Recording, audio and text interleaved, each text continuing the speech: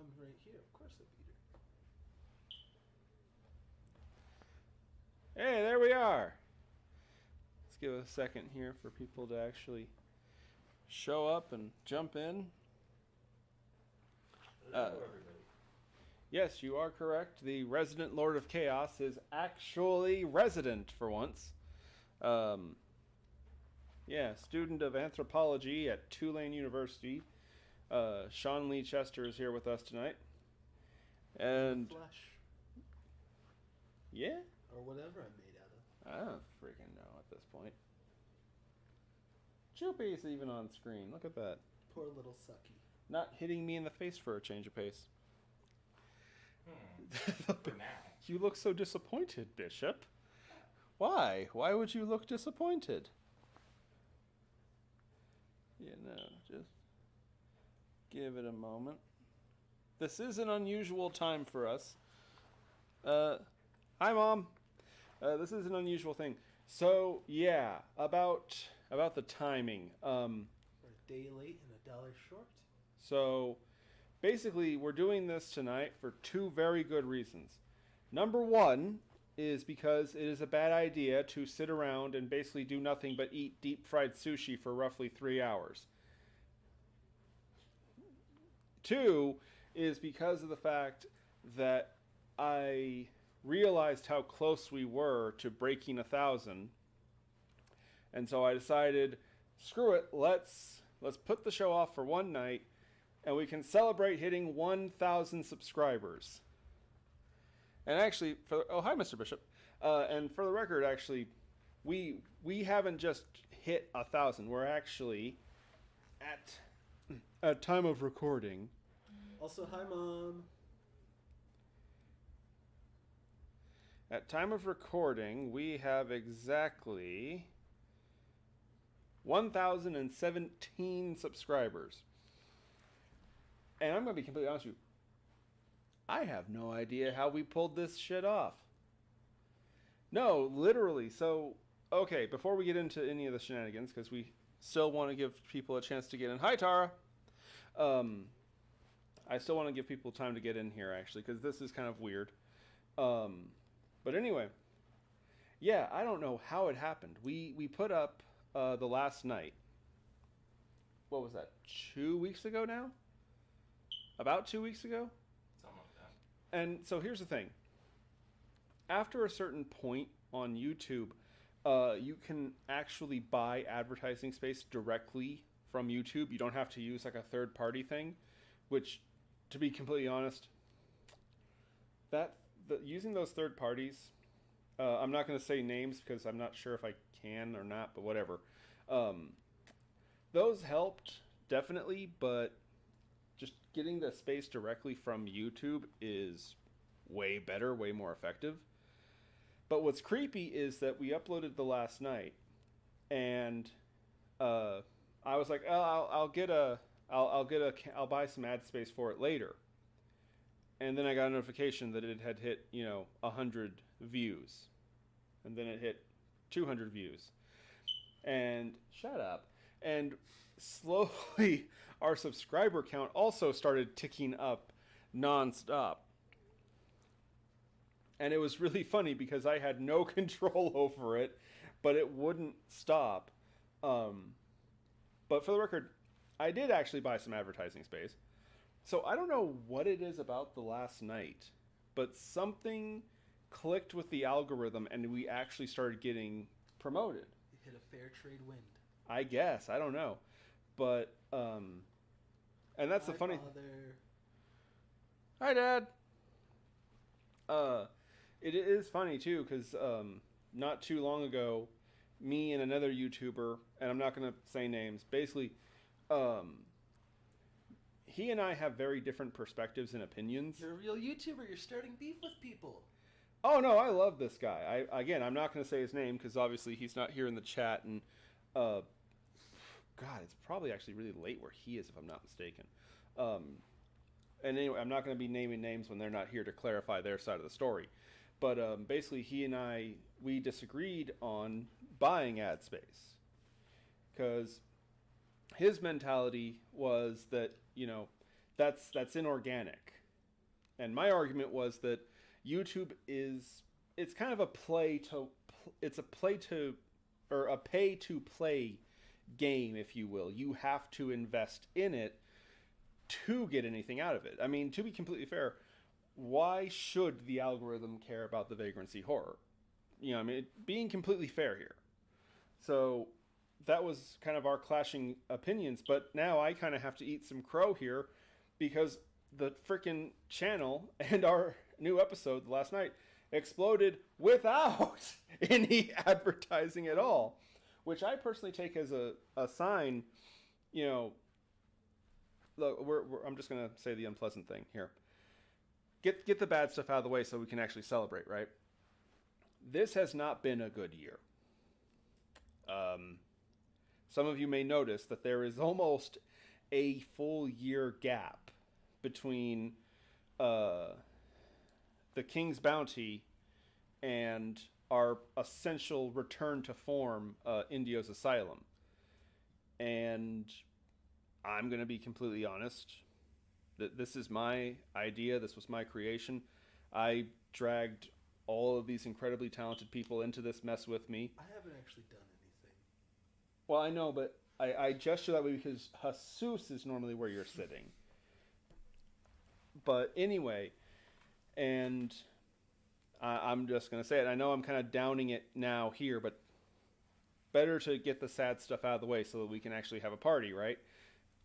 The fact of the matter is I failed as a creator and I failed as a leader for this team for about a good freaking year. But the thing is that actually there's two really good pieces of advice that I learned a long time ago.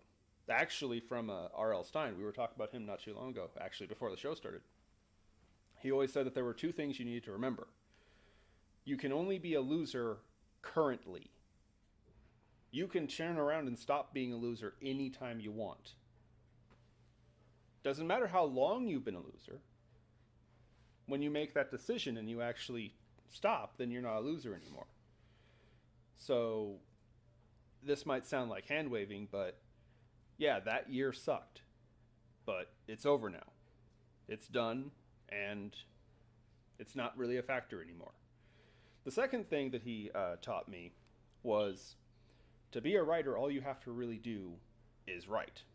And that goes for all forms of creativity and creation, you know? So, yeah, that sucked really bad. But it's over. We are back in full swing. We have a whole new system for how we actually make the videos and how we make the stories. And way more effective, way more efficient. And yeah, no. And the funny thing is you know what most of the comments on the last night are? They're all things like, wow, this is actually really cool. You guys are really talented.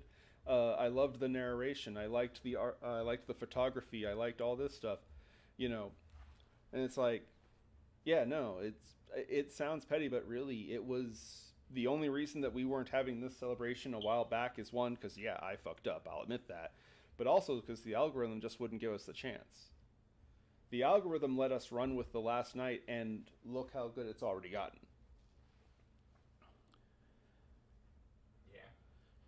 Yeah, like my mom said, yeah. The reason, yeah, it sucked, and it's over now. You know, the funny thing is, what sucks is the hardest part is actually deciding what to do now. You know what I mean? Well, no, because, like, I mean, hell, we haven't even probably transformed even a quarter of the stories that I wrote in the original manuscript into episodes yet. We have so much, and there's so many things that I still want to do, and, you know, I am so stupidly lucky to be surrounded by incredibly talented people. I always joke that I'm probably the least talented person in this crew, and I'm the one who's supposed to be in freaking charge. I'm not even a member of the crew, if that makes you feel better. Yeah, Jesus, what the hell happened to you? You, like, shrunk and got half your age. I found the fountain of ethnicity changing and the fountain of youth. It's a, you know, It buy turns one, out get they were free one. deal. Yeah, I was gonna say. Hi, Open Eyes. He mentioned Skibidi Toilet. I don't want to talk about that right now. You know, no. Andy Fingers. This is a happy place. We're having a party. We're celebrating, and I'm actually going to begrudgingly say this: all creations, when they are made genuinely, when you actually make something because you want to make it, even if it is something obnoxious and drug-addled as Skibidi Toilet, there is something there, and I respect that as a creator. Now, that said, you should want your creation to be better than that.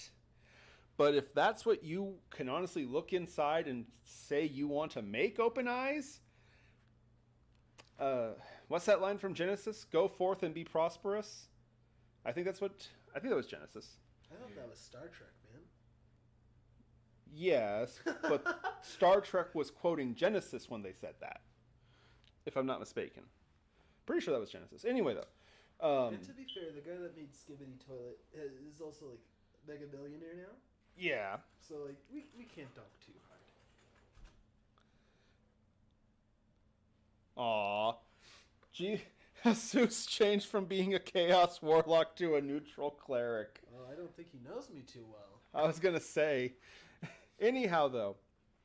But, what I wanted to do tonight is I wanted to celebrate getting to 1,000 subscribers by doing something that actually we've gotten requests for this for a while. We've actually gotten people have suggested this. We're actually going to be taking some questions from the chat about the channel, about the mythos, and you actually kind of jumped the gun and got ahead of everybody, and you actually asked an interesting question to me about the process of how do I choose what I write about and how do we actually make the episodes. Well, first of all, you need to find a Christian who's willing to be smacked upside the head. I'm kidding, of course. I have never, on camera, struck the bishop. You're talking about a different channel. Is there a delay? There's always, like, a 6-second delay on chat. Well, no, the last thing I saw was, the only thing on my chat is my dad and Open Eyes making fun of Yeah, him that's the being... only thing I see also. There's, like, a 30-second delay. Yeah, what are you looking for? No, I wasn't looking for anything. I was saying... That's the Lord of Chaos is the last thing by your dad. Yeah. Anyway. Anyhow, yeah, this is Donzin, the resident Lord of Chaos. You could use my real name, man. Well, they're not going to know you. They know Donzin, the Lord of Chaos, the resident Lord of Chaos. Yeah, this is my little brother, Sean. But anyway, no. Before the show, and there's the bishop in the corner. No. Saying hi to him. Oh.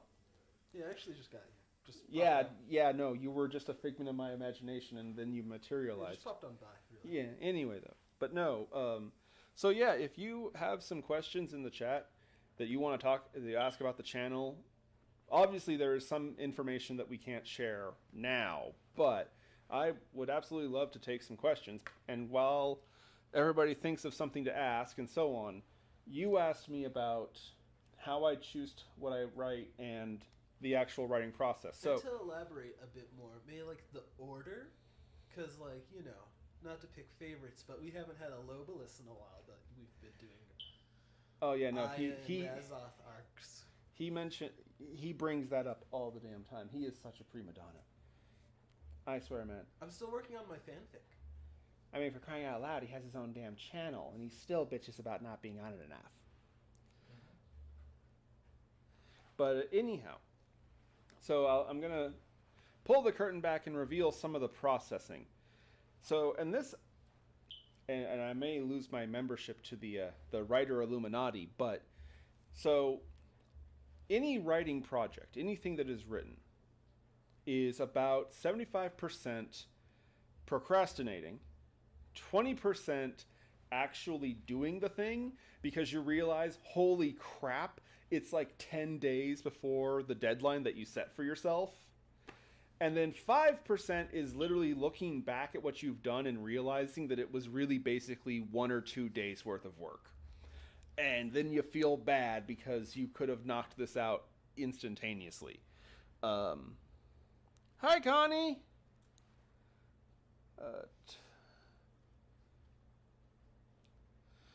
My book. I'll put a pin in that. I want to go back to that because that is something that we do have to talk about. Anyway, though, but as far as how I choose what I write about, and again, this is going to go back into how writers function. There are two kinds of writers, and this is kind of one of those left brain, right brain thing, you know? How for a long time people theorized about how some people primarily use one side of their brain versus the other. I don't know if that's still considered a valid theory or it's been debunked or what. Probably pseudoscience. Most likely it is. But the idea is basically that there's two schools of thought when it comes to writing.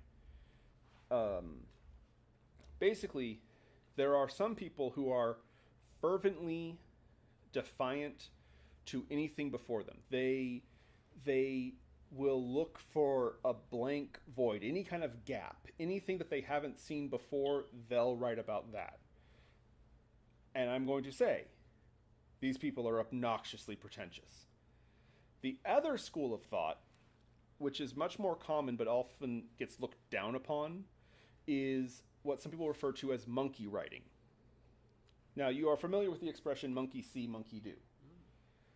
Now, basically, a monkey writer is somebody who often tries to emulate or follow in the footsteps of something that they admire themselves. This is very common. And the problem is that those pretentious guys, and I'm not pointing at you, I'm pointing just in the other direction.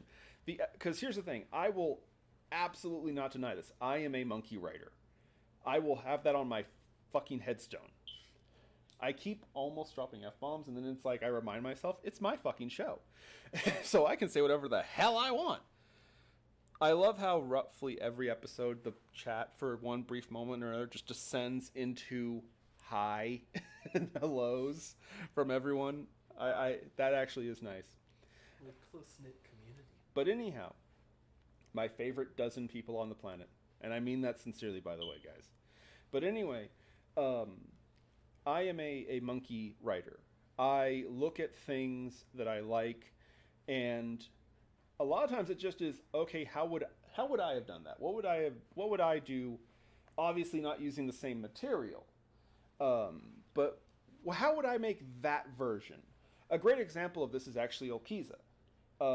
Both of her episodes are actually homages or love letters to H.P. Lovecraft.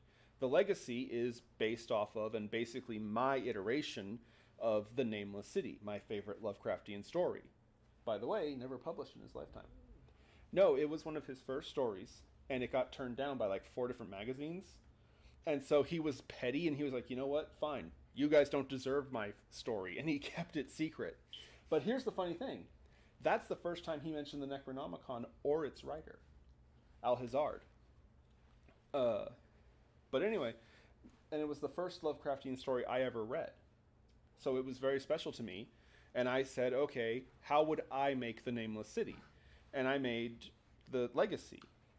Of course, The Pursuit of Madness, and this one's probably a bit more obvious, a bit more on the nose, of course, is my homage, my take on The Mountains of Madness. I just replaced penguins with giant leopard seals. Were they really evil penguins in that book? They weren't evil, but they were there. And they were albino. I'd call the leopard seals evil. Well, no, I mean, they ate one guy who was kind of an asshole, and then the other one died. Solo, even. This guy is almost as incorrigible as the other large man who usually sits on my couch. There, I turned the volume up. Is it Sean you're having trouble hearing? Oh! Or is it Bull?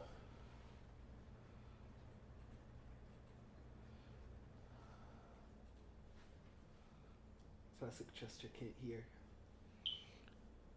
He is a little bit hard of hearing.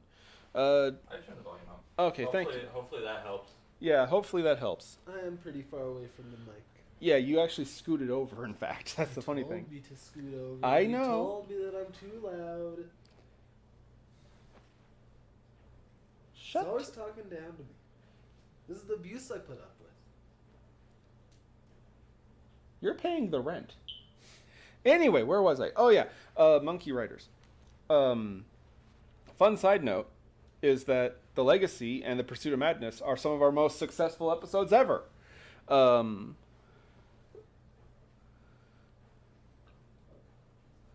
Oh, my mom says thank you too for fixing the volume. Thank you, Connie. Yeah, it is really cool to be at 1,000.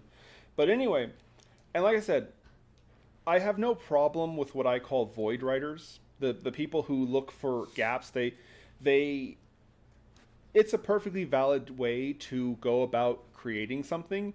My problem is a lot with the attitude that you see from a lot of void writers. Just because, let's be completely honest here. There is nothing left in the universe that's original. There is nothing new under the sun. Everything, in some way, at some level, has to be inspired by something else. Even if you're claiming to write something that's never been done before, you have seen other forms of entertainment. You have heard other stories, and whether you want to admit it or not, even on a subconscious level, those stories that you loved will influence you. It is part of being human. It is part of being a creator. And that's actually why I like a lot of my monkey writer friends, because we're at least honest about it. You know what I mean? I have an example that I want to talk about. It's going to go over everyone's heads because it's a modern horror movie. Okay. I really like them. The Terrifier franchise. It's a serial killer, really gory. It's a clown that kills people. This has been done 1,000,000 times over, in fact. Mm-hmm. And Now, it's sorry to interrupt you, but if I recall, the big thing that they get behind with Terrifier is that he's just a guy. That's not supernatural. it gets supernatural in the second one. Okay. But yeah, original, it was just he's a guy. He doesn't have supernatural powers except for the typical he's hard to kill superpowers. And he wears the homages on his sleeve because he's a horror movie director and horror movie artists love each other. But if you look at the guy's design, Art the Clown, he's black and white, he's bald, and he doesn't speak. Now, if you think about the most famous scary clown in all horror movies, you got Pennywise. Colorful guy, lots of hair, loves to speak. Well, to be fair, he was also originally played by one of the greatest speakers of all time, Tim Curry. So, the movie is obviously a bit of a monkey writing because it's a horror movie, it's a slasher, that's just the style of the times for the genre. But at the same time, it's a bit of a void writing because he designed a character that he felt has never been done before, or never been done before to that level of acclaim that Terrifier has reached. I can see it. Yeah, and to be fair, I know I said there's two kinds of people. You will always find some level of bleed over, but in general, most people who endeavor to create something will follow one of two courses. They will either look at the things that they enjoy, that they love, and they will try to essentially walk in daddy's shoes, you know what I mean? Which, by the way, we've all done that.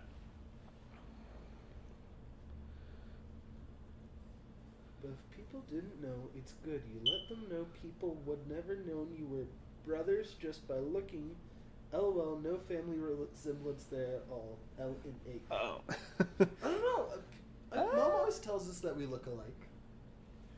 I don't know. I've had people say the bishop looks like he could be my brother, which I don't take this the wrong way. I don't really see it, but anyway. But yeah, for those who are just coming in and poking in, this is my little brother. Hi. There's the bishop in the. Got here. Yeah, he just appeared suddenly. No, I'm waving to him. Not Oh yeah, trying to no, get we love Tim Curry here, we do, but no, and again, but that's kind of what I do is I literally will I'll look at something that I love. I'll watch an old Universal horror movie, and I'll be like, so who is the Dracula of the vagrancy mythos. You know what I mean? For example. Okay, well, now you gotta tell everyone every single influence for all of your characters. Maybe just like the main three: Lobolus, Rezov, and Aya. The ones that I like the best. Okay, well, hold on, because we had other questions that I want to talk. I don't want to just talk to you. There was a question. It was by Tina. Yeah, it was by Tina. Can you? Where did it go? She just said the light and the gray. Oh, my books. Your book, yeah. Okay, so I've told this before, but now that we're actually getting some people coming in, do not buy any book that they claim is written by Christoph N. Chester. That's me. So, I actually published 2 books. One was through Author House Publishing, and the other was from Lulu Publishing. Here's the problem. Both iterations were never edited. They were essentially just the manuscripts themselves. They were not edited at all. They are filled with grammar errors and problems like that. And on top of that, to be completely fair, those stories, the only real connection they have to the vagrancy mythos is the names of characters and locations. The stories themselves are, again, just like the most basic idea, so I really would not recommend, I cannot endorse or recommend buying either Outside the Sight of Man or The Files of Indio Asylum. Those never should have been printed in the first place. Maybe someday, maybe we will someday print an actual vagrancy mythos book. Although I am going to warn people, it is very different to listen to a story narrated versus read a book. But I don't see any reason why we couldn't someday make a vagrancy book of the scripts. But as far as Outside the Sight of Man and The Files of Indio Asylum, I cannot endorse those. I specifically asked both those publishers to take those books down. I believe Author House did respect my wishes and took Outside the Sight of Man down, but as far as I recall, Lulu Publishing actually pushed back against me and said that no, they have the right to continue print by demand of The Files of Indio. You okay over there? Bless me, you jackass! He's the priest! Say bless me, you jackass! God bless you. But as far, and I want to say it's Lulu publishing it. I'm not 100% sure, but one of the publishers actually pushed back against me and were like, no, we have the right to print by demand, and they're going to keep printing it if anyone buys it. So I say don't, because if you do buy either of those books, you're just going to be confused because literally nothing crosses over in the canons except for the names. It's like Star Wars and Disney Star Wars. Basically, they're not connected at all, aside by the names. Bishop over there is feeling vindicated, by the way. We're going to get a copyright struck. They're going to break down the doors.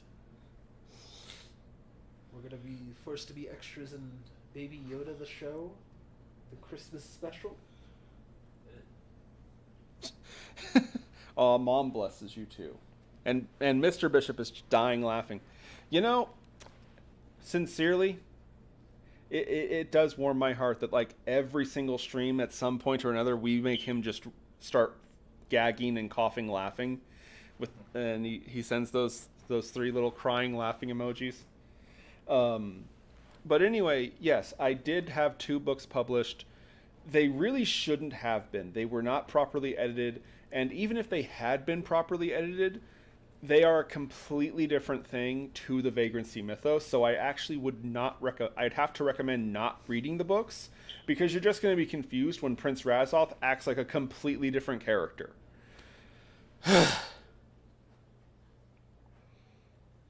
And yes, we have seen Deadpool and Wolverine, Dad.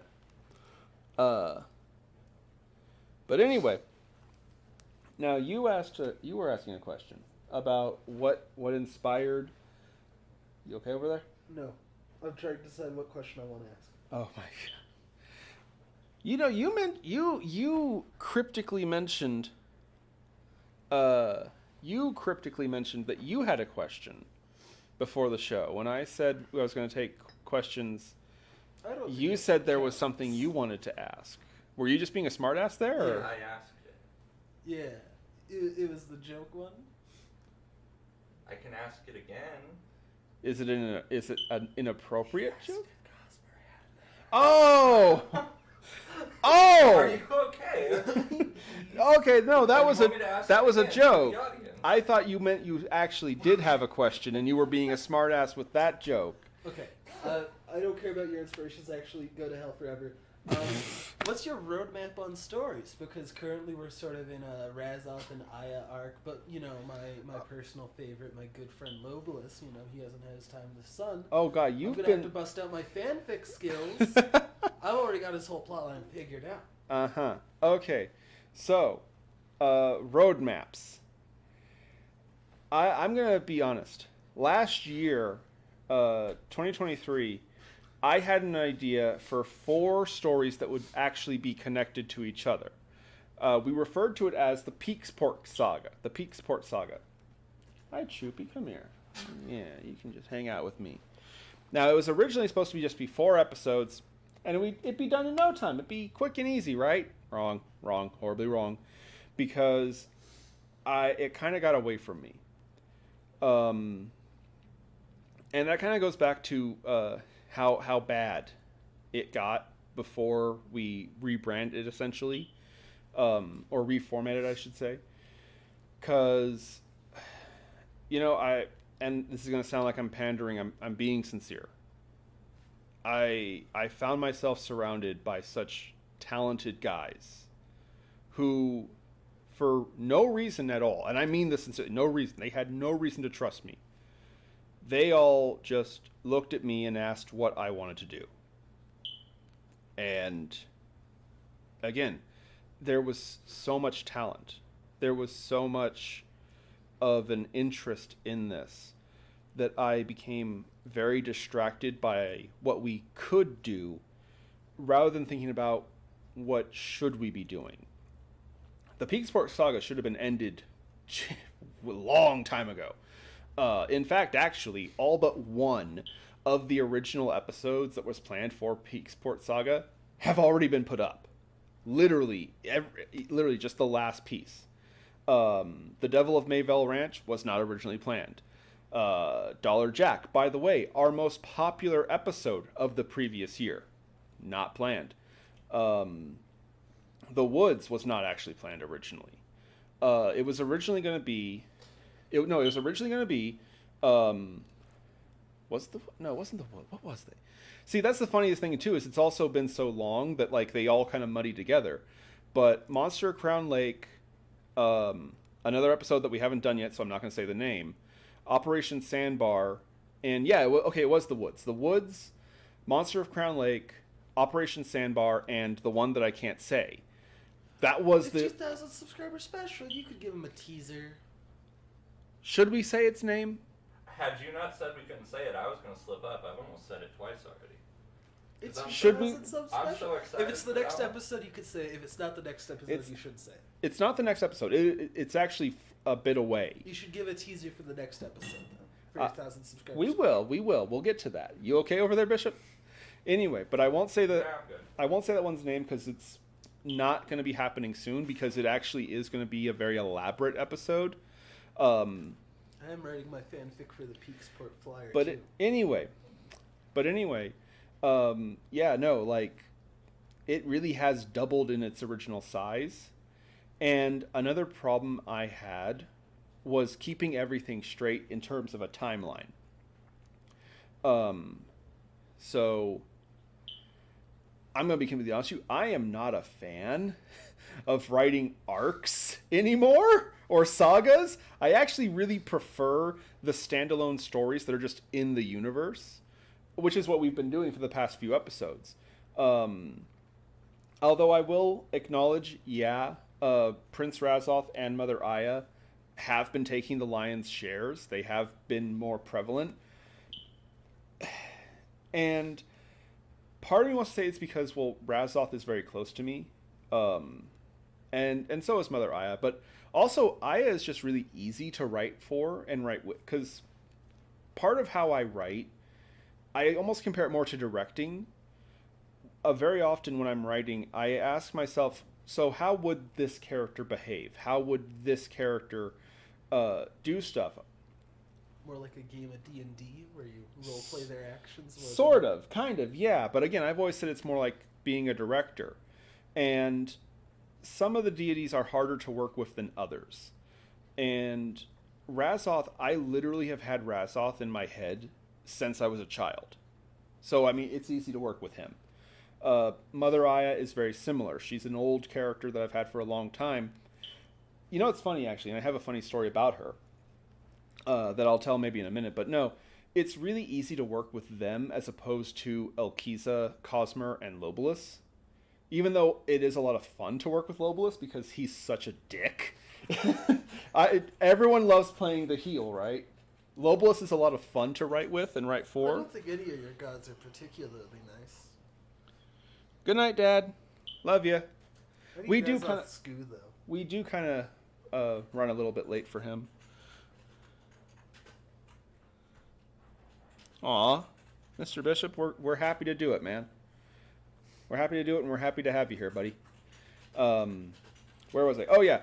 Lobolus is a lot of fun to work with, but the problem is that Lobolus is a very new character, and we just keep going to places where he's not at it. Like, we have the 1300s we have for a time slot.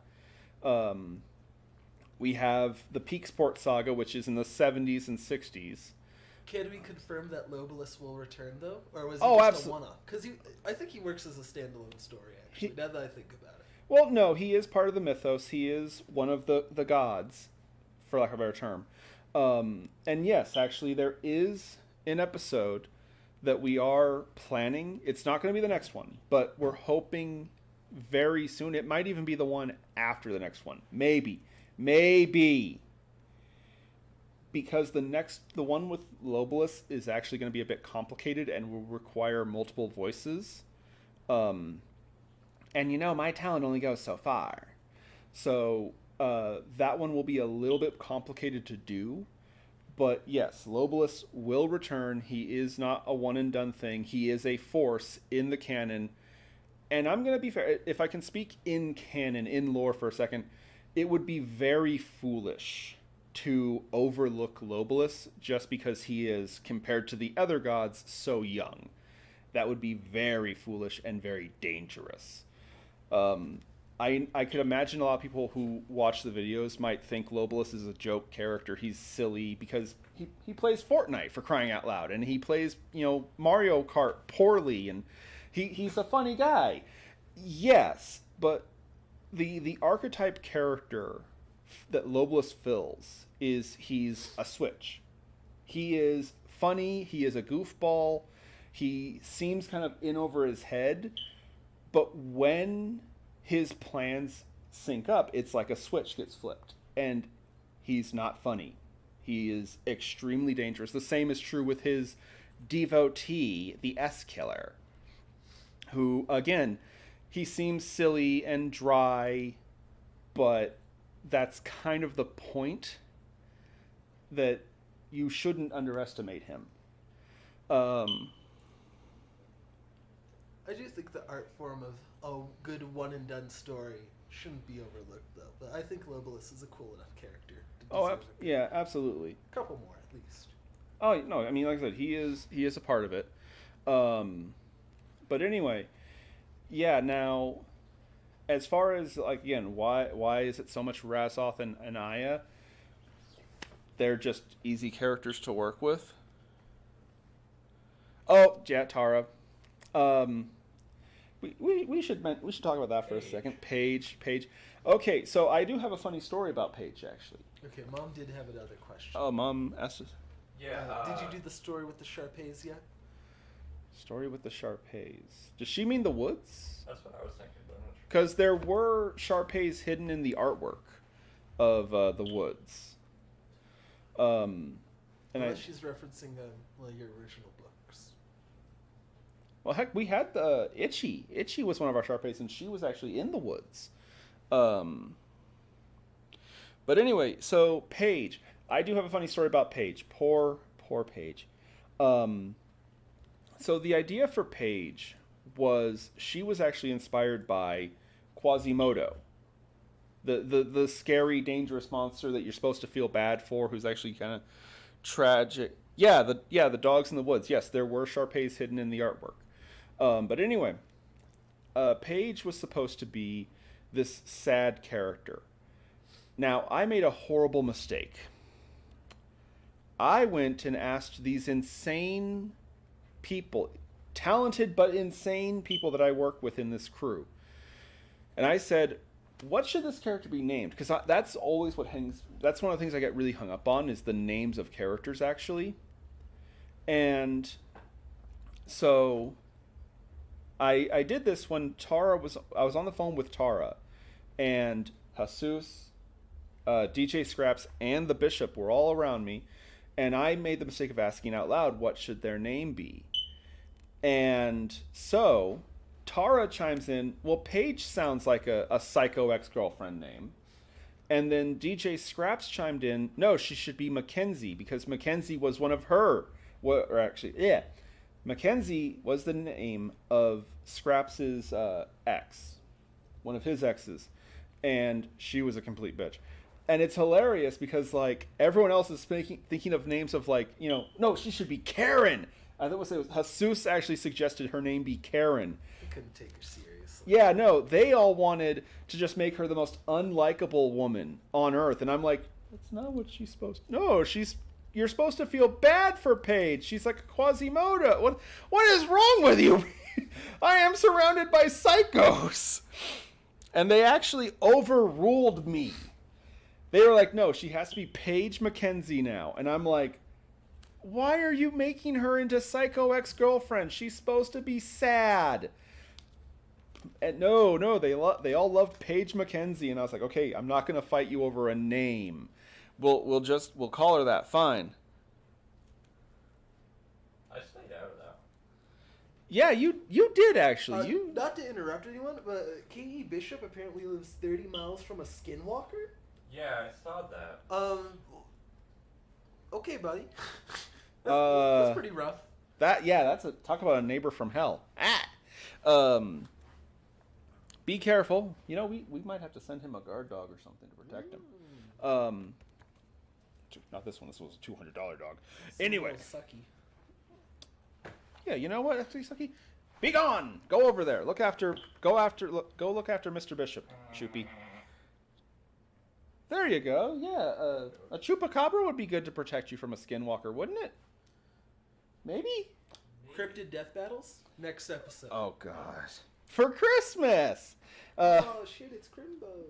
Anyway. Yeah, Tara was a lot of fun. So, for those who are just chiming in, Tara Winchester in the chat actually was the voice for Mackenzie. She also played Julie? No. The girl. Julie, This guy yeah, doesn't know his own lore. Was it Julie? This guy doesn't know his own lore. I'm just saying.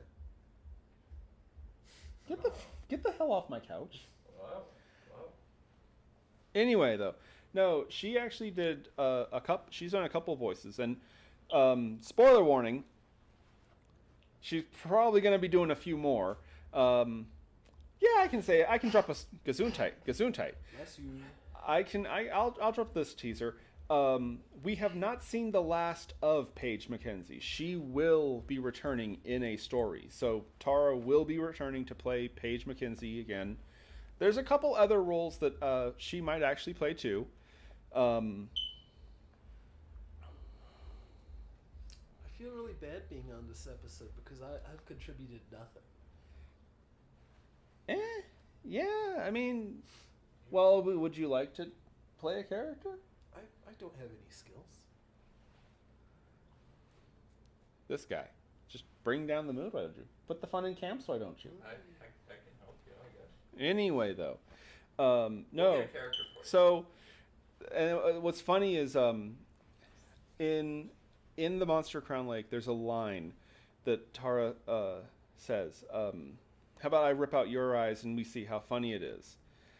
The first time that she did that line, the first set of recordings that she brought, it was like someone stepped on her toe when she said eyes, and she like high pitched screamed it, and it was the funniest thing ever. Me and DJ Scraps and the Bishop were just dying laughing at how it was so corny, and it was just, but we fell in love with it. And here's the thing that sucks. That piece of audio became corrupted, and we actually had to have her redo it. And the second time she did it so much more straight-faced and so fine. And it was like, on the one hand, I was like, no, you gotta do it like you did before. You gotta do it like someone slammed your leg in a car door or something. Yeah. It was this incredibly high pitch, and it was the funniest thing ever. And I actually, at first I didn't like it, but it actually grew on me. And sadly, we couldn't use it. I know, I actually really liked the first take. Not that the second take was bad or anything, it's like that first take was great. Yeah. She was also going to do lines in The Pursuit of Madness, but again, that was when we were just changing the format of how we did it, and there were other complications that were getting in the way, and it was kind of felt like we didn't need it really for the story. And so unfortunately the last minute decision was that we just didn't use her recording. For those of you who have seen the episode, originally she was going to narrate the lines in the journal that Lev finds with the body on the ship. But it was a cool thing. It would have been really cool to have in the episode, but it also wasn't really needed. And it was just more work in an episode that we were trying to just get finished. Because actually, here's a fun thing for you. Pursuit of Madness was supposed to be out for Christmas of last year. We have had that episode for so damn long, and so many things were put. There was also artwork that wasn't used. Our dear friend from Russia, Jeff, he actually did artwork of the leopard seals. But again, so much stuff just ended up not being actually in the episode. It wasn't even like it was bad or anything. It was cool, but it was a thing that would have been cool to be had, but we didn't need it. So it ended up on the cutting room floor. It's a real shame. His artwork of the seals could probably convince me not to fight them. Yeah. You know, the sad thing is actually I feel like he was tamer with it, which is a shame because I told him, it's like, no, I want nasty. I want ugly. Because here's the fun story about the Pursuit of Madness real quick. A coworker that I worked with, named John, I was kind of making fun of him. I asked him, how would you like to die? How would you like to be killed off in my show? And he said he wanted a death that would like make everybody stop. Like he wanted a death that was so violent and so nasty and so bad that it would make everyone go like, what the hell? And the original idea for the scene would actually be that he was going to be pulled into the water by the leopard seal, and it was like playing with him, and it kept pulling him under the water, kind of like the opening scene from Jaws. But the problem with that was that the scene wasn't really bloody, and that was a big thing he wanted. And also Jeff specializes in gore art, so we had to change the scene. Instead of being pulled in the water and pulled around and dunked and stuff like that and just drowned, basically, I just had the seal literally pick him up and start chewing him. But we had artwork of the seal with the guy in its mouth, and the original plan was that the Bishop would actually edit it to make it like move. But again, that was so much work on a story that was a year over its deadline anyway. And again, we changed up the format and we went in a very different direction with how we make and present these stories, that the artwork just didn't fit in.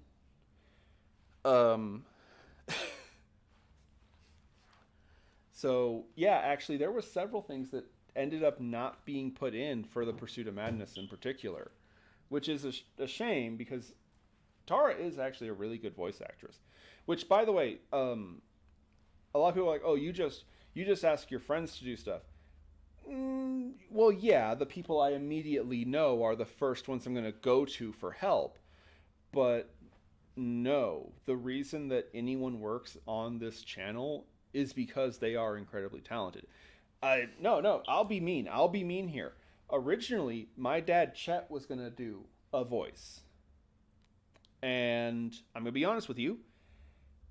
I didn't really like his recordings. I don't know if it was the quality, like what he was using to record with. I think he was using his phone.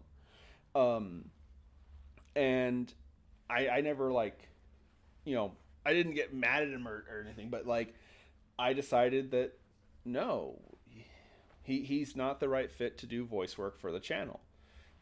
And that's my dad. You know what I mean? It's like, no, the Goes people. to show why I haven't worked on anything. Yes, because they are my friends, because they are my family, they get a chance.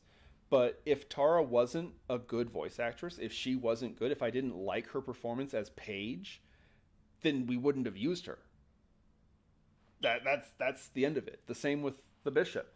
If the Bishop wasn't a good editor and a good photographer, then we would do something else. Yes, I gave him the chance because he is my friend. I keep going back to him because he is so talented. The same with DJ Scraps. DJ Scraps, yeah, I initially hired him to do the music and the sound editing originally because he was my friend. The reason I keep going back is because I love his work. Because he is so talented. And again, if they weren't, then they wouldn't be on the projects. But anyway, do we have any other questions, or I haven't seen much questions. But did you have a question? You did ask about the inspiration of Aya, Razoth, and Lobola specifically. So, and I love to tell this story with Lobolas, because Lobolas is nothing like what he was originally supposed to be, actually. So, no, okay. So, going back to the monkey writing. Hello, Intu. Hello, Intu. Welcome to the chat. I've never seen you here before. But anyway. Welcome. So, one of my favorite writers is Robert Chambers, who himself was actually a poet, actually. He wasn't really a big cosmic horror writer. He was a poet. But Lovecraft loved his work and actually broke his own rule about cross-referencing. He actually referenced Chambers a couple times. But Chambers' big thing was, of course, Hastur, who wears the pallid mask, and he's tied to the arts, and especially plays and stuff like that. And so I wanted to have my own sort of Hastur, my own homage reference to it. And the original idea for Lobolas, for record, he wasn't actually called Lobolas originally, and I'll get to his name in a minute. Originally, it was going to be a story called The Wolf at the Door, which was going to be about this art drama club that finds this old playwright script called The Wolf at the Door, and the story would progress with there is this person running around the theater, kind of a la Phantom of the Opera, in a wolf costume, causing accidents to happen that kill off the cast one by one.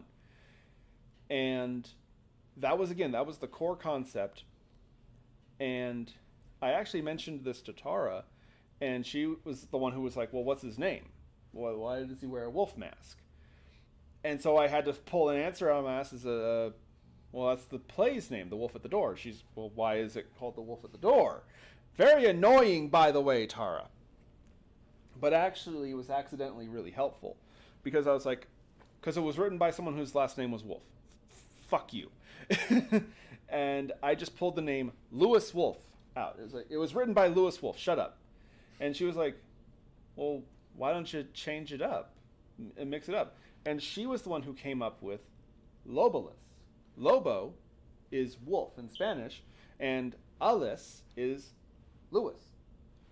Lobolas, it's just his name backwards. Wolf Lewis. And again, so I will confess, Lobolas's name was Tara's idea, actually. And what's funny is I actually wrote down The Wolf at the Door I never finished The Wolf at the Door, but I wrote parts of it, and I just didn't like actually how it was going. I didn't like it, which is another thing with writers. Let me give some advice to any people who want to try writing or who are new to writing and stuff like that. Don't push yourself, but don't force yourself. If you're writing something and it doesn't feel right, then write something else. Like, don't waste your time and energy forcing a story to exist if it doesn't, because you're not going to be happy with the end result. It's not going to be the best thing it can be. And who knows, maybe later you'll come back to it and the time will be right and you'll make it good. But don't force yourself. Push yourself. Don't force yourself. Those are two different things. Pushing yourself is, I should really get off my ass and actually record the next episode. Yes, do that. Push yourself. Don't force yourself. If it gets to the point where you're unhappy and you're actually resenting it, it's going to show through in the final creation. And as Hollywood is learning, no one actually likes disdain and resentment. The reason that you see, oh, they re-released Return of the Jedi for like the 8th time in theaters. Yeah, and it made like $6 million freaking dollars across 12 theaters. Yeah, because people know when they're looking at shit. People know when something was processed and manufactured and made by corporate committee mandates, or when something was made because the creator wanted to make it. So maybe you can force yourself to finish that story. It's not going to get you the result you want. Okay? So don't force yourself. Push yourself. Don't force it. But anyway, back to Lobless. I didn't like The Wolf at the Door. I didn't like how it was. I didn't like anything about it, honestly. The only thing I liked was the ending, which I'm not going to go into because obviously someday we might do The Wolf at the Door, but not right now. So I'm not going to spoil the ending. But that was the only part I actually liked of the story, was the way I had it end. I didn't like anything else at all about it. And the problem is I actually liked the character. I liked this Lobolus, this spirit who haunted this book. Again, very Robert Chamber. But I was like, okay, well, who is Lobolus then? And what's funny is I took inspiration in a really weird place. And this is so Lobolus because it's so dumb that it's kind of fun. I've always been a fan of professional wrestling. And in my personal opinion, the be-all, end-all heel, the best asshole in professional wrestling is Mike Mizanin, or as you might know, The Miz. And so Lobolus's original character, personality, and design was like The Miz. He was this over-the-top, braggadocious, narcissistic control freak. And what's funny is I actually wrote a couple different stories about Lobolus. And I loved them. I loved how he interacted. I loved just how every time I put him in a scenario, so much obnoxious jerkwad nastiness came out that it was impishly fun. It was a lot of fun to work with him as a character, and you can still see it even in this even in this new in the new canon, even in the mythos, that arrogance and that snottiness and that just condescending absolute asshole of a personality really comes through. And a fun side note, because people have asked about the voice. Why does Lobolus talk like this? Simple. Because of Jesus. No, so, okay, when I was a DM, I had a character, he was a villain, and he was meant to be like this big master manipulator. So I wanted him to sound different than everyone else because he was really important. And I had to just pull a voice out of my ass immediately, because my style of DMing is literally making it up on the fly. And so I just started talking like this. And by the way I do this is I talk while I'm exhaling, so I'm kind of suffocating myself to talk like this. Which is why if you pay attention in the Lobalist videos and live streams, sometimes he has these gasps that I try really hard to be quiet, but it's because of the fact that I can only talk as Lobalist when I'm exhaling. The pushing air out is the only way that it really works. But anyway, and Jesus, who was an absolute underminer in that campaign, he constantly was trying to derail it. And in his head, the best way to derail the campaign was go provoke that dude who's obviously hiding his power levels and is clearly godlike strong. I'll go punch him in the face. No, he literally one time walked up and just splashed water in his face. I think it was holy water specifically. He just splashed holy water in the dude's face. And it's like, really? But he spit on the final boss twice yesterday. Yeah, but that was different. That guy wasn't a demigod. But anyway. He did have a gun. He did have a gun. He shot you point blank in the face. But anyway. I got better. Yeah. But Jesus just kept provoking this guy. And it got to the point that he straight up killed one of Jesus's characters. But Jesus always resented that voice. He always disliked it. And everyone in the party kind of caught on that this guy was up to no good. He was clearly a villain. He was clearly bad. And so they all would groan or roll their eyes whenever I started talking like this, because they knew exactly who it was. And it's funny, I've done that voice so much that I can just drop of a hat, go switch into it. But anyway, and so when I had to record lines for Lobalist, I was like, okay, so how does he talk? He has to talk distinctly. And DJ Scraps is the one who actually had the idea of adding the filter that made him sound kind of mechanical and metallic, quote unquote. But obviously we don't have that kind of filter for the Lobalist episodes. So he needed some way to talk. And I was like, Lobalist is at his core. What is he? He is a narcissist. He is that conniving asshole who you can't shut up. You know what I mean? Even when you think you finally outsmarted him and beat you, it turns out he had a whole other plan going on and he has something under the rug for you. That's kind of what he is. He is just that ultimate thorn in the side, that, the fly buzzing around you. And so, obviously, I had to use the voice that annoyed the crap out of all my players in D&D. Obviously. And the best part is that Jesus didn't actually watch The Horror in the Wires, which is where Lobalist is introduced, for like a long time. And it was one day, it was after the show, we actually put him on. And so he was sitting on the couch, it was playing on the TV, and it got to the part where Lobalist starts talking, and I literally saw Jesus go from just whatever to suddenly his eyes about bugged out of his head like, wait a minute. What? He did not expect that voice. And I think it did sincerely jump scare him or give him Vietnam flashbacks.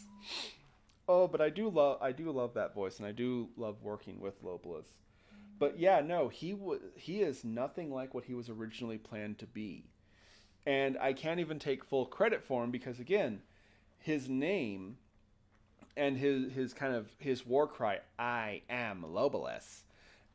Actually, those were Tara's idea. You know what I mean? It's kind of like how Stan Lee always said how his favorite idea that he never had was the X-Men. I think it was, he said. X-Men was his favorite idea that he never had because actually other people came up with it. And he was just the one who basically gave them the thumbs up to do it. But yeah, no. That's the origin of Lobalist. He was always supposed to... Originally, he was supposed to be the Robert Chambers, excuse me. He was supposed to be the Robert Chambers analogy. And now he is like nothing like...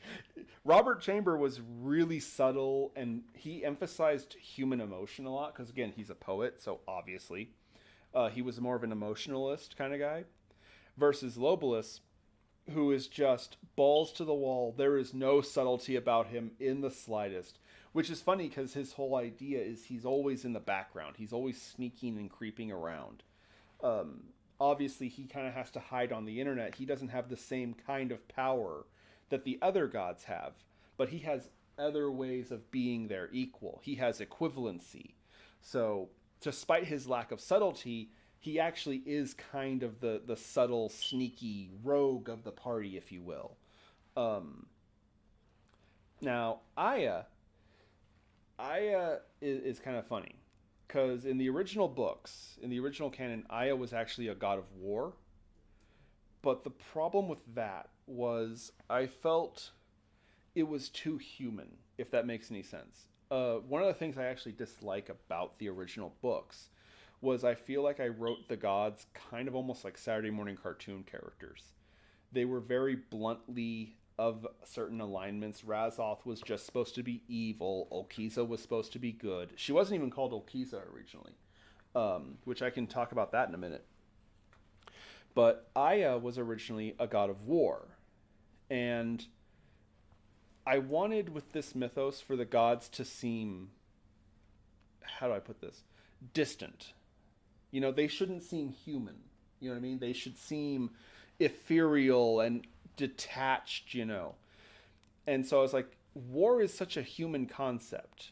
And I know animals fight in nature all the time, but fighting is not the same thing as war. War is on a different level. You have to think about war. War requires planning and true hatred and anger and animosity and these very human concepts, in my opinion. And so I took a step back and I said, okay, well, what doesn't the vagrancy mythos have? What does my pantheon lack? And my first thought was, well, there's no nature god. There's nothing of nature. Which makes sense because eldritch literally means something that is scary because it seems unnatural. And real quick, before anyone in the chat says, yes, I know, Webster's Dictionary says that eldritch is an analogy of the word spooky. First of all, get fucked. Second of all, no, eldritch is an old-ass word that Lovecraft dug up out of a little tiny encyclopedia that he found in a library somewhere up in New England. Anyway, and it means something that is scary because it appears unnatural. So how do you make a nature god that appears unnatural? So there was no nature god. But at the same time, I was like, well, Aya needs a role to fill. I need something. And I was like, well, okay, what if we had a nature god and we just like dialed it up to 13? You know what I mean? Everyone talks about dialing it up to 11. No, nah, screw that. We're the Vagrancy Horror. We dial it up to 13. And I was like, okay, well, what is actually scary about nature? And it kind of fell into place because, again, I wanted the gods to seem distant from humans, from human emotion, human activity, which is funny when you think about Razoth, but I'll talk about him later. And it's like, well, at its core, the really scary part about nature is it doesn't give a fuck. Nature is brutally indifferent to everything. And so that was kind of what she became. She became a nature god, but she's more the apathy of nature. She is doesn't care about the individuals. She just cares about her result. Freaking a great example in Perfectly Natural. It's implied that the guy's wife, she literally rots from necrosis to the point she can't feel anything anymore. And that's Aya's idea of being nice. That's her idea of a blessing to this woman who gave birth to her avatars. You know? Which again, to a person, that sounds batshit crazy. That's not a reward. That's not something you do to someone that you're happy with. It's not what a human does. But a god of nature of all things has no point of reference to that. And so that's kind of what she became. And honestly, her being Mother Aya was actually not originally planned. Um, the original plan was her just to be Aya. She was called Mother by Sierra and Paige, or not Paige, Phoebe. Sierra and Phoebe. Well, yeah, because she was their pseudo mother. But at the same time, I really liked the ring of the name Mother Aya, so I went with that.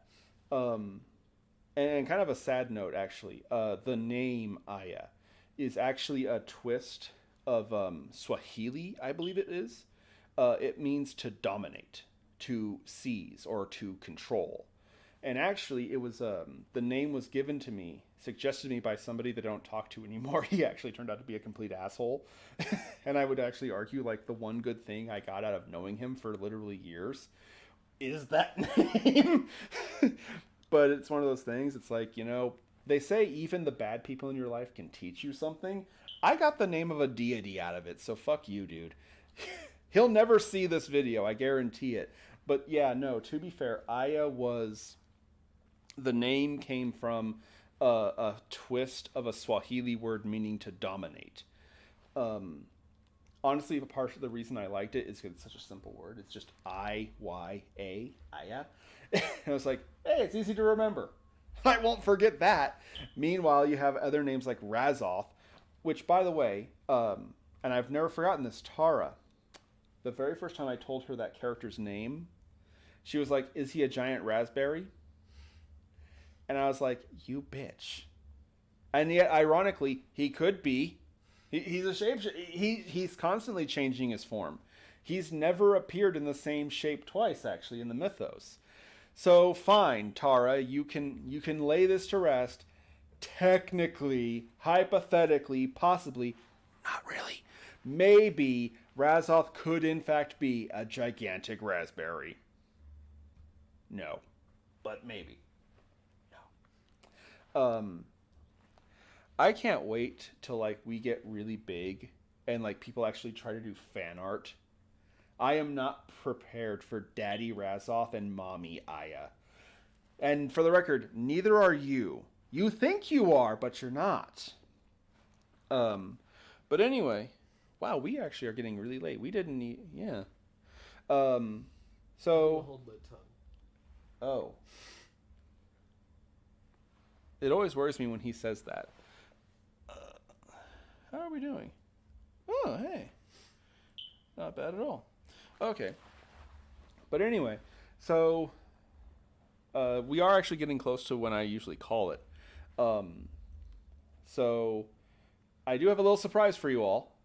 This is something of a tradition on this channel that we do sporadically with no pre-consideration at all, including tonight. We do have some hot sauces. I think they might not actually be hot sauces even. One of them is maybe somewhat spicy, and I think the other two are simply not. Well, to be fair, we grabbed these thinking they were all hot sauces, and then when we got home and we actually read them, it turns out that they're not. But for the record, I did try to find hot sauces for you, and the bishop is just dying in the corner, by the way. He is not looking forward to this, which is sad because literally we got one of them thinking specifically of him. But yeah, no, we have some hot sauces that we're going to try to wrap up this show with. So before we do, I want to say one more time, sincerely, to everyone who has supported us, to all the new subscribers, to the wonderful crew who, for no good reason at all, have decided to stick with me in spite of, I'll just say it, I was a bad leader for a good chunk of time. I was. Now, again, but it goes back to what I was saying. You're only a loser so long as you choose to be a loser. We screwed up.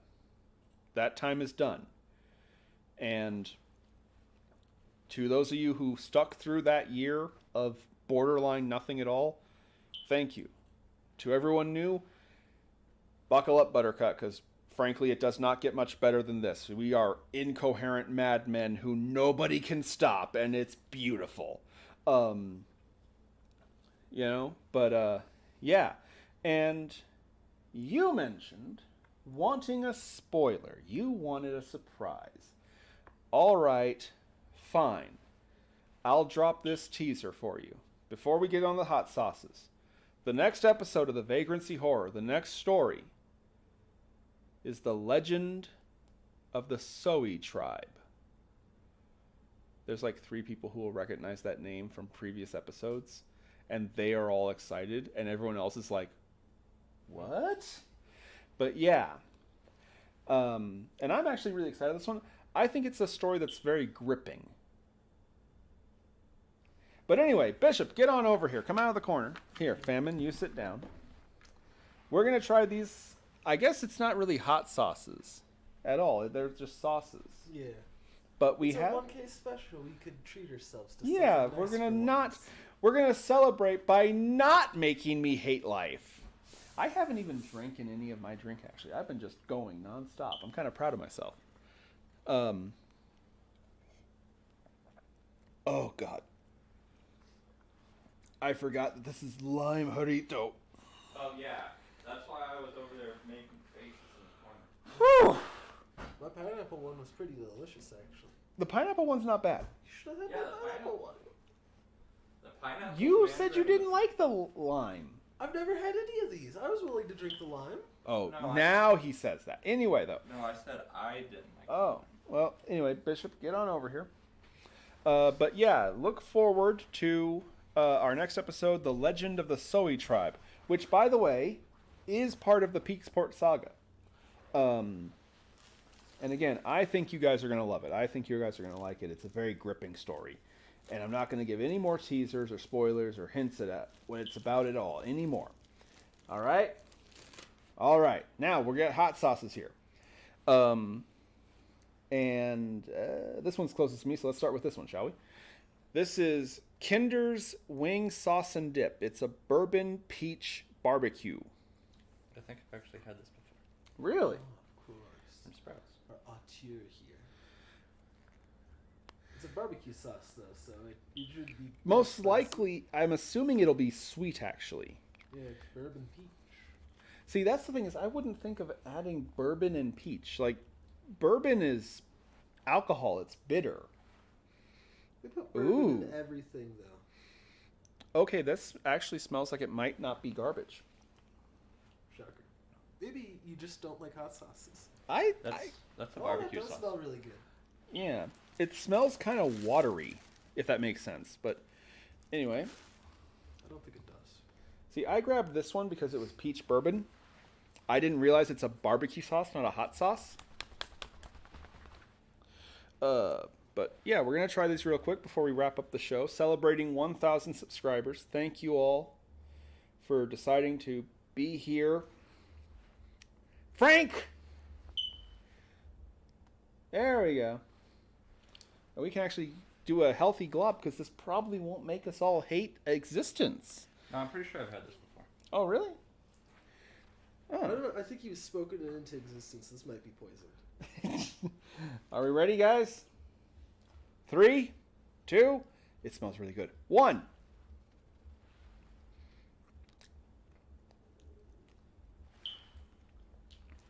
Peachy.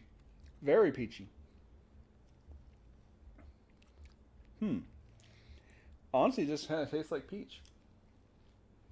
It doesn't even really taste like a barbecue sauce. It tastes just like peaches. I'm not sure I like it. Probably tastes better cooked, maybe? Oh, yeah. Okay, what would you do with it? I do a glaze. I was gonna say it's not a good dipping sauce because I'd wanna cook it and reduce it. So Ooh. obviously wings, but like What about using it on a glaze for like a meatloaf? You say that would be really good. Oh, I'm thinking like tenders. Chicken tenders? Okay, okay. Yeah, But definitely, I'm feeling you bake it. yeah. I think it definitely needs to be refined and cooked. I wouldn't just dip something in it. Now, the one that the bishop just grabbed. So, guys, remember that random assortment that my mom sent me for my birthday? This is from that company, and this is Polynesian sweet. Sweet and spicy Polynesian Hawaiian barbecue sauce. Yeah. And that brand, by the way, I'm actually a really big fan of that brand. So while they all hated it, I'm currently enjoying a plethora of sauces. Now, I liked a couple of them. I haven't had a bad one yet. To be fair, This smells more sour. the than pizza sweet. sauce was a bit of a miss. I still really liked that Thai sweet chili. That is interesting. Polynesian sauce is like a bit of a weird concept to me. Yeah. Thank you, sir. Now, it only does have a 1-star flame, so, don't be afraid. I guess it still is a hot sauce at the end of the day. This is the one real hot sauce we got. What? Oh, dear. There we go. Oh, scared you might taste something. Shut up. What's the matter, YouTube boy? Jealous?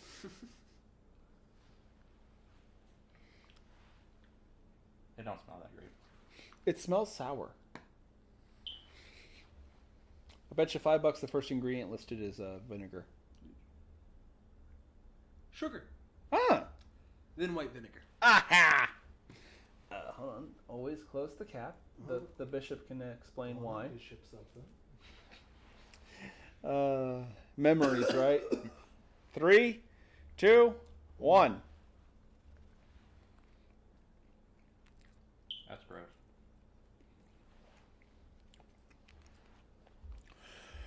Oh. Okay. That's nasty. Oh dear. Oh, yeah, that does have a bit of a kick, yeah. There is heat. Oh. Oh, that stings. You can't take pain at all. It stings. Boy. And it's... What would you compare that? It tastes like a gummy. But like without any kind of fruit flavoring. It tastes like a gummy. It's like sour ketchup. With a bit of a kick.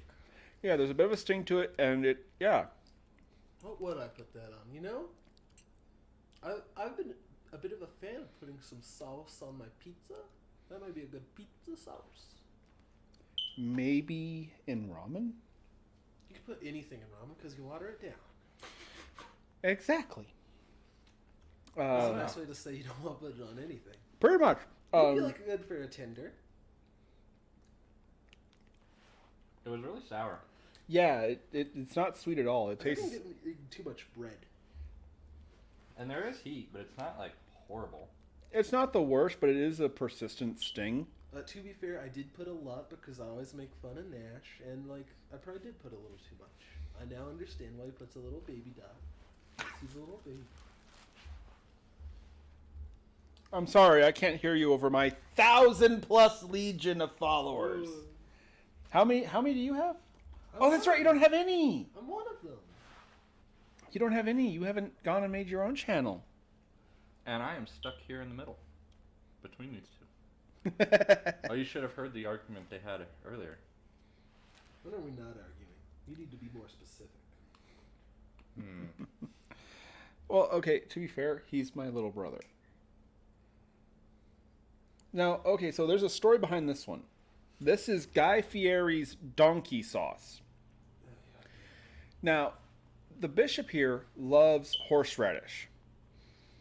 That actually smells kind of good. Yeah. He loves horseradish.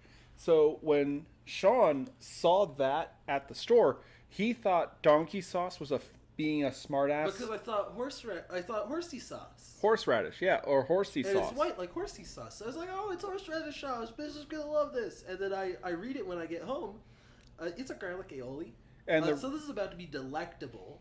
but it's not going to be a hot sauce. Yeah, it's not anything near what I thought it'd be. I was really excited for a horsey sauce. I was so excited to be like, oh, Bishop, I got this because of you. Yeah. No. Why is it called donkey sauce, though, Sean? You want to tell the crowd? Guy Fieri, in all his infinite wisdom, he says, if you don't like the sauce, you're a jackass. That's why it's called donkey sauce. I'm sure it's a good sauce. I'm sure it's good, but that is such a dick thing.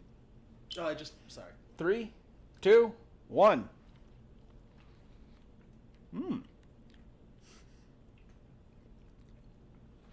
Yeah, that's incredible. That is very good.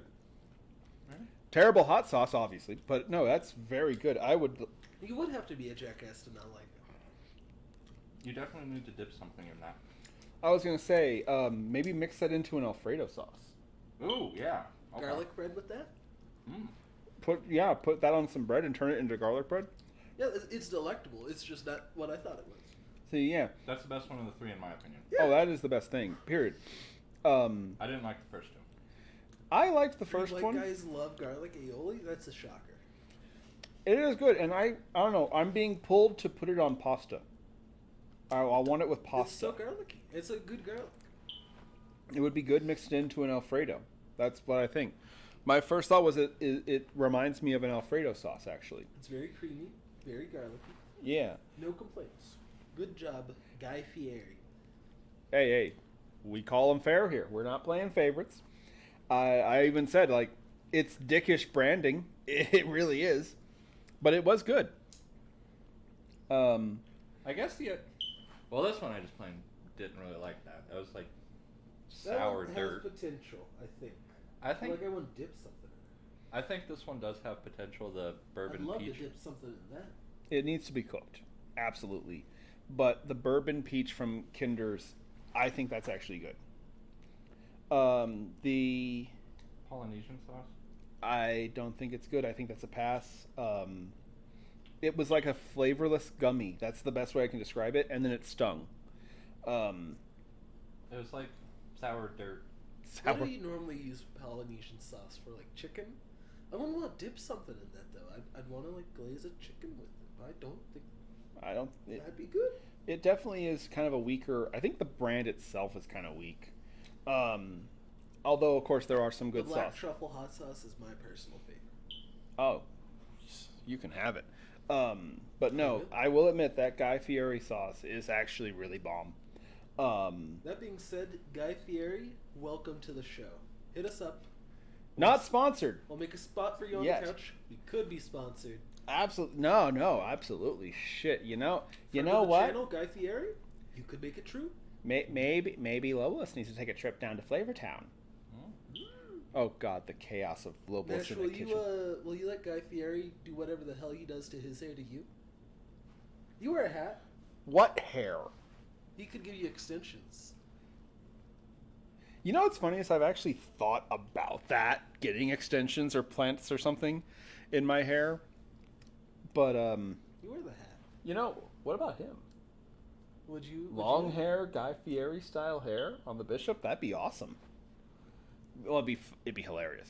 Guy Fieri, you could all make this happen. One phone call away. Well, you have long hair too. Oh yeah, Why no, aren't we pointing your yeah, no, that's a I'm good. willing to do it. Guy Fieri, hit us up. But anyway, guys, thank you all for getting here.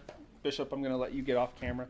He actually doesn't. Oh God, Just shattered famine! Famine to pieces. Oops. Dead forever. No.